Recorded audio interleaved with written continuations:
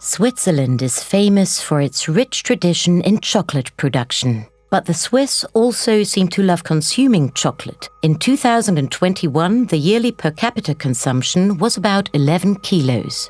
That's half a bar per person per day.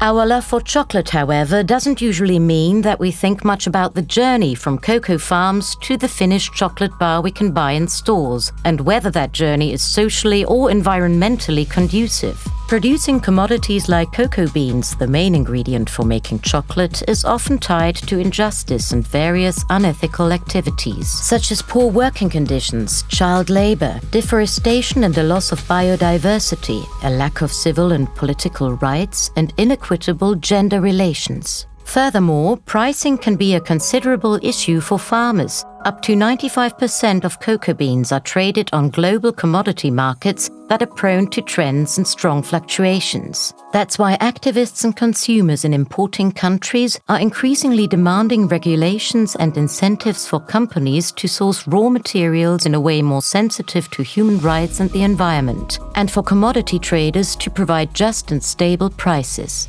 But that turns out to be quite the task.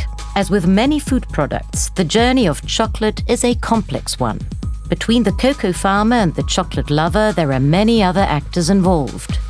77% of the world's cocoa originates from Africa and is traded, shipped, and processed all around the globe.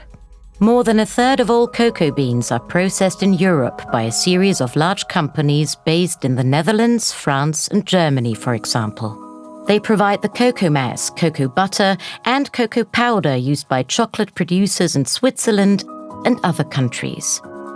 The production of chocolate stands as a symbol for many other food systems and raises a vital question.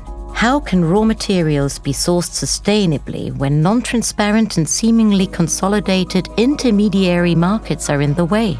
Should the enterprises at the end of the value chains engage in shorter supply chains?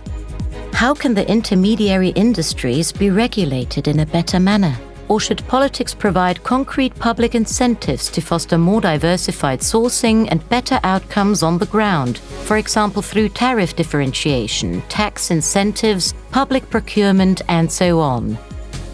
That's what we're here to discuss today.